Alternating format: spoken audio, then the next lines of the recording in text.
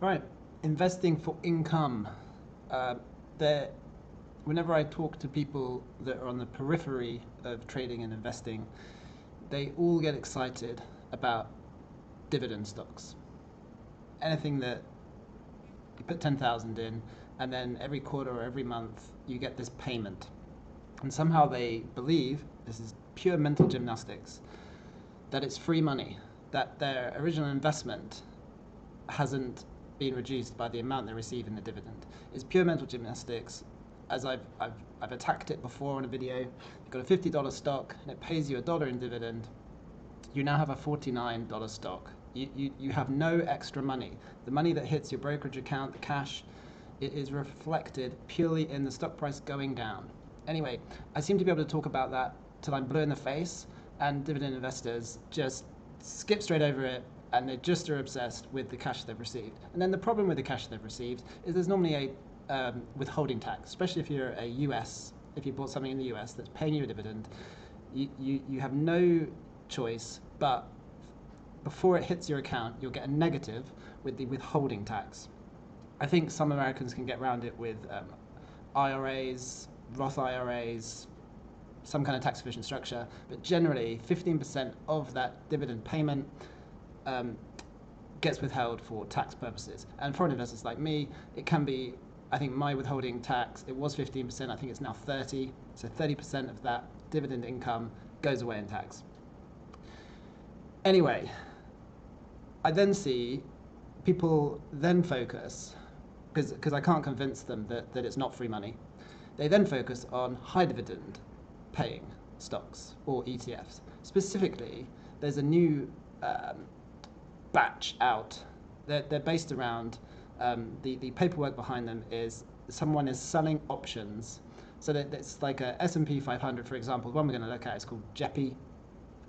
It's meant to generate cash and track the S&P 500, and it generates cash by selling call options. So it's a covered call strategy. And some of them do various things with options to generate the amount they're going to pay you out. And then everyone gets excited. For example, JEPI can now at the moment say it's paying an 11% dividend. But just remember, it's not free money. If they've paid you $1, the stock price has gone down $1, or the ETF price has gone down $1. You are not any richer when you receive your dividend payment. Again, I seem to be able to say it to every dividend investor, and they all simply ignore the fact. But let's have a quick look at JEPI, see if I can convince you. I know some people like the income aspect, so they like to buy something and then they'd like to receive the income without having sold a share. That seems to be the only human bias that if that's how you want to do your investment, as in you buy some stock and then you don't need to sell stock, but you're willing to take the underperformance of your stock portfolio and the withholding tax. And generally with these ETFs, there's a high drag factor because of the fees. If you're willing to sacrifice all that so that you can receive your cash payment into your brokerage account, and remember your net asset value has not gone up, then fine. Let's look at it.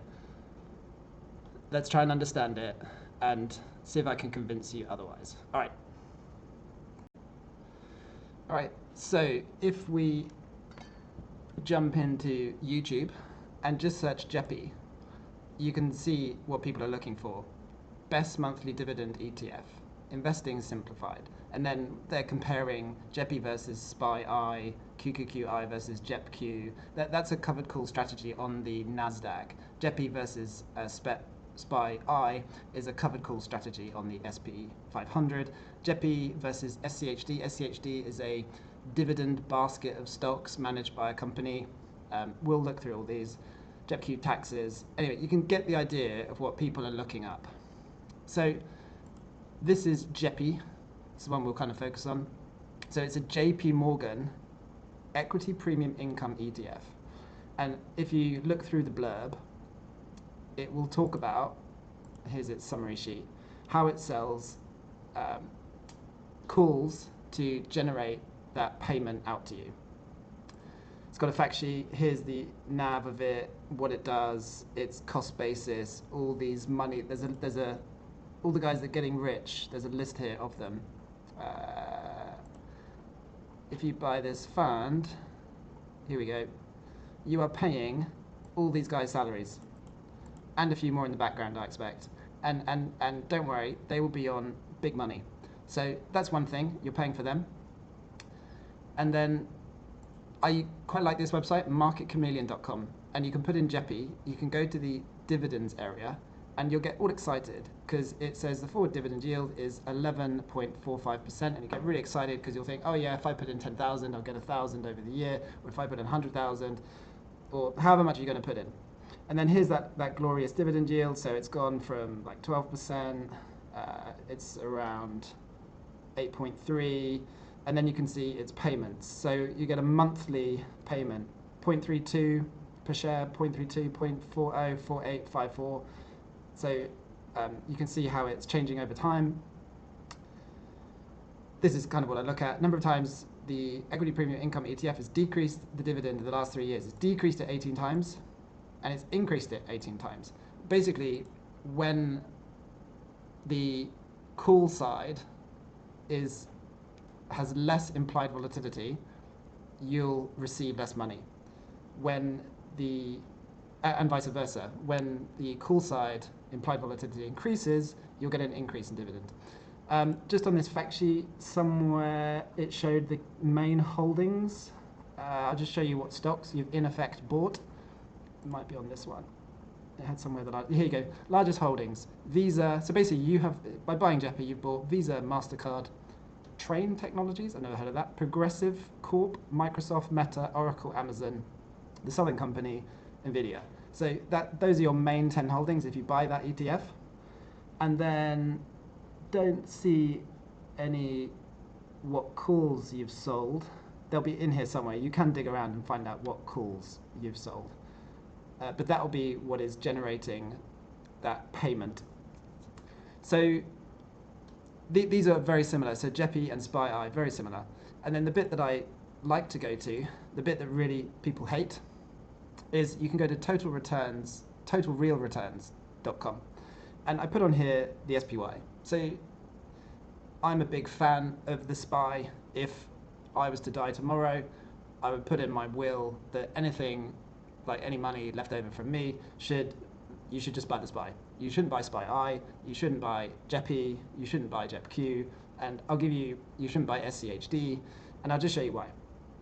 So basically, what we're going to do is we're going to add JEPI. So if you believed the YouTube videos where people are deciding whether to buy JEPI or SPY-I rather than SPY, let's add JEPI to this total real returns. And this is where I get the hate, because so SPY's in red, JEPI's in blue. There it is.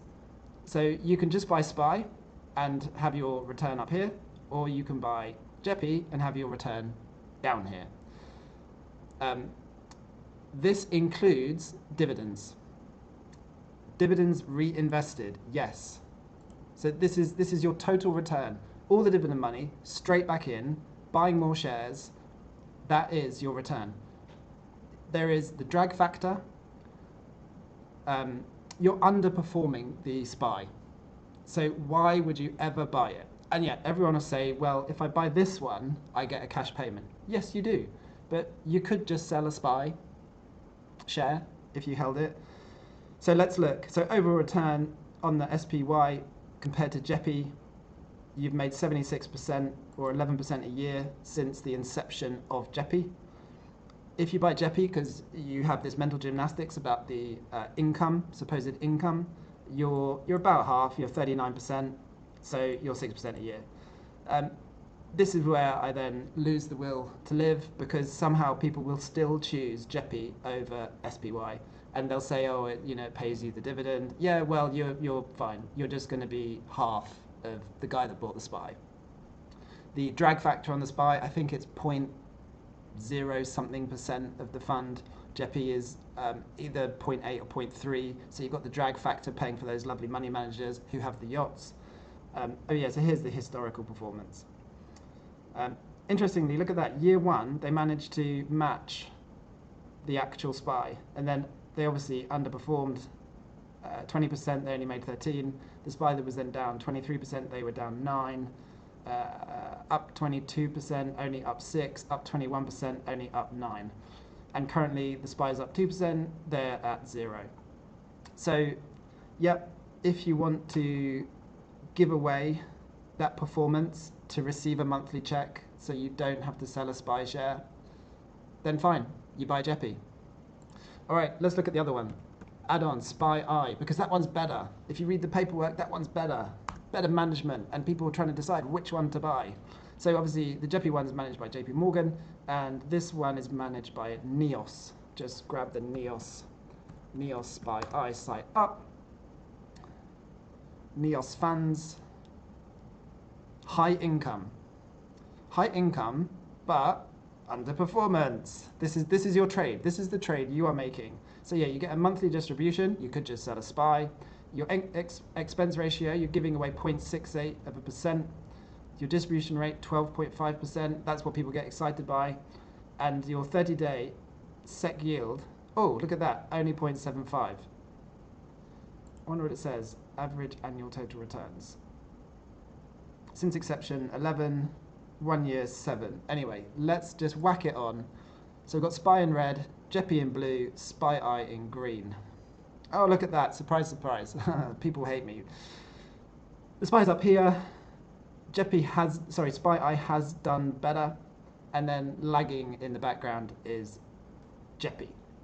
So there you go. Make your choices. You can either just buy the SPY, because I know I'm boring, but it is the perfect ETF. I cannot explain enough how perfect the SPY is. If you and I wanted to, just imagine, you go into BlackRock and you say, guys, I've got an idea. I'm going to select the 500 best and most profitable companies in the world. I'm going to put them in an ETF, and then I'm going to rank them. I'm going to have the most money in the biggest and most successful, and the least money in the smallest and least successful company. 500 of them, and I'm going to manage that. That is the SPY, and it is investing perfection. Anyway, and instead, look at this. You get 19% return, 31% return, but 46% in the SPY with very little drag, and it even pays a dividend. Because the stocks in it pay a dividend, and it distributes that accordingly. But this includes all of that. There's nothing missing. This is your real return if you buy SPY, JEPI, SPY. Be under no illusion. So, oh, look at this. You can even I love this. So from Tuesday, I guess this is the inception of one of these funds. 2022 to 2025. Buy the SPY, and you've got 14,625. You buy JEPI, you've got 11,959, and buy SPY, and you've got 13,147. So because I would buy the SPY, I'm $1,500 richer than Yao. And yet you'll still tell me, I'm really sorry about my attitude on this, it's just I can't get over people's mental gymnastics when they buy these silly funds. What else do you want to add on here? Oh, well, I buy the SEHD, yes, because that one's better. SEHD, the Schwab High Dividend Income, whatever, ETF. Let's have a look. This one's in orange. Ooh, I can already see a red number. This isn't going to look good. There you go. SEHD, proudly underperforming everyone. So if you put in your 10,000, you would now be at, this is since inception. Sorry, not inception. This is since 2022, when one of these was started. You'd now have 11,000, and my SPI would have 14,625. I'm pretty confident that you're not going to find something that is outperforming the SPY. Throw another one in there. Is there another one? These are related to the NASDAQ, so that's different. You want to then compare that to the NASDAQ. But yeah, if you want to underperform the market but receive a cash payment, buy JEPI, buy SPY, and buy SCHD. That is the simple but truthful answer to this story. Good luck out there.